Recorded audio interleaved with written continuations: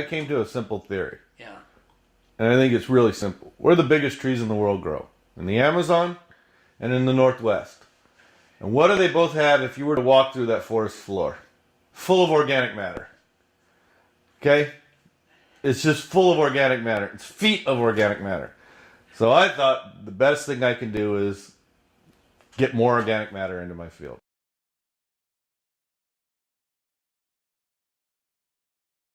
I'm Rich Collins, and we're on the Collins Farm, which is right along I-80, about 2 miles southwest of UC Davis. Steve Samra. I manage Paul Samra and Sons Incorporated, Nicholas, California. Jeff Bergeron, I'm the manager of Castle Farms, and we're just a little bit north of Merced. My name's Rory Crowley. I work for Nicholas Nut Company up here in Chico, California. I'm Paul Muller. I'm here at our farm is Full Belly Farm. We have a farm about 400 acres here in the Cape Bay Valley. I'm a partner here on the farm. There's 6 of us who are partners. We farm a wide variety of fruits, vegetables, nuts. California, I mean, we are the forefront in a lot of things in agriculture, but no-till and strip-till, we are basically in the Fred Flintstone era of that. So we have to kind of embrace the new ideas and embrace soil health and to see if we can reduce our passes, reduce our input costs, and maybe perhaps increase yield. After 2 or 3 generations of fairly intensive agriculture, the soil itself is essentially dead or not very alive. So we're trying to bring it back to life. Trying to obviously up production, but you also need to sustain it. It's one reason I plant cover crops. I'm hoping to re-enrich the soil. I have soils that have no organic matter, and I have a clay-based soil. So by planting the cover crops, I'm hoping to open up the soil and also increase my organic matter.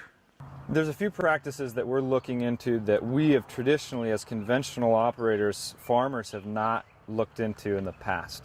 For example, we're starting to do worm castings or worm poop along with some compost, which is about an 80-20 mix, along with our replants.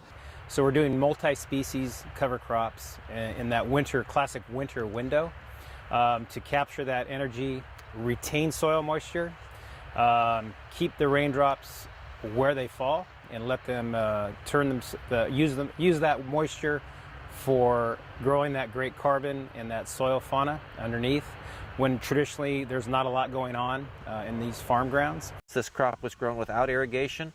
You can see what you can grow in the wintertime. These are oats and things that like to grow in the wintertime. It's a tremendous amount of carbon's been accumulated, actually taken out of the atmosphere, put into the plant material, into the root systems. And so basically what we're going to do here is try and just roll this over so it dies as a mulch in place. You have to do it at a certain time when the plant is fairly mature, because at this point, this oat plant, if you roll it, and what the crimper will do, it will come and actually just break the stalk like that and just crimp the stalk. And when it crimps the stalk, the plant will stop being able to put energy to the seed head and will die in place. So that what we're really trying to do is come in here at the right time to roll this over, and then underneath there we're going to split it open and put our seeds and see if we can't make a mulch that dies in place. As an outcome of the residue, I don't want to call it phobia, but the residue concerns, the alternatives, well, there's 3. Maybe you don't deal with the residue, you just disc it in, incorporate it as a whole plant. You can chop it.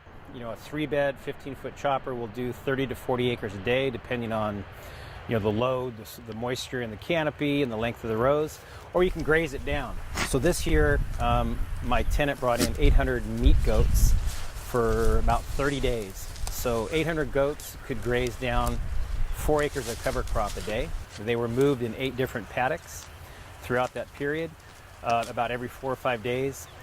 They, of course, took the canopy down basically to the cover crop canopy down to the ground. They got the feed value, we got the poop and the pee. And the farmer had his residue load mitigated. But I'll tell you, on January 1st through February, end of February, on our farm, we had 24 inches of rain this year.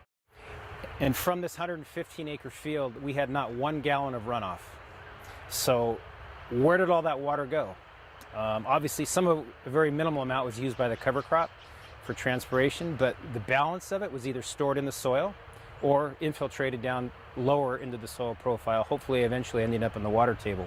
We just pushed over 300 acres of almonds, we chipped it, and we reincorporated it back in.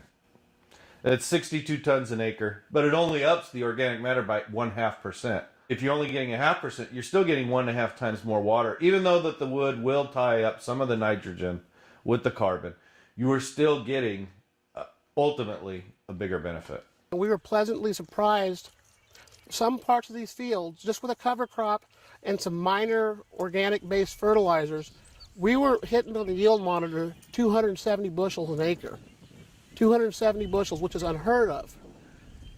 It takes a lot of work and a lot of management, and it does add an element of risk, but the benefits being the soil biology, crop quality, yields, disease resistance, water efficiencies, carbon sequestration, less fuel, less labor, they're so profound, but it's a learning curve. We've got to get on the learning curve, and we got to stick to it and relearn this. And these are things that have been practiced in the past. We just tend to forget them every generation or two.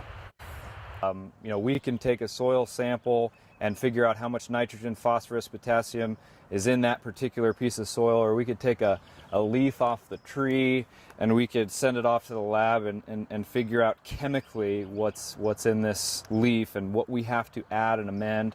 But when it comes to the microbiological populations in the ground, that's quite a different metric, and so we're trying to figure out how to measure those things and how to have standards for those things. And we've got to learn how to adapt with the times, and we've got to learn how to be a part of the change and be a part of the solution. We're trying to do, as a farmer, multiple things that might have 5 departments at UC Davis looking to collaborate on and come to some kind of agreement on how you're going to design a project. And we're doing it right here.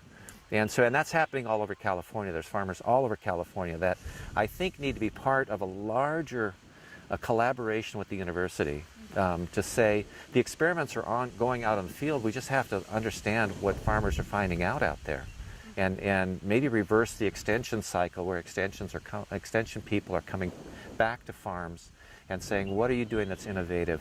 What are you doing that has multiple benefits in a field setting?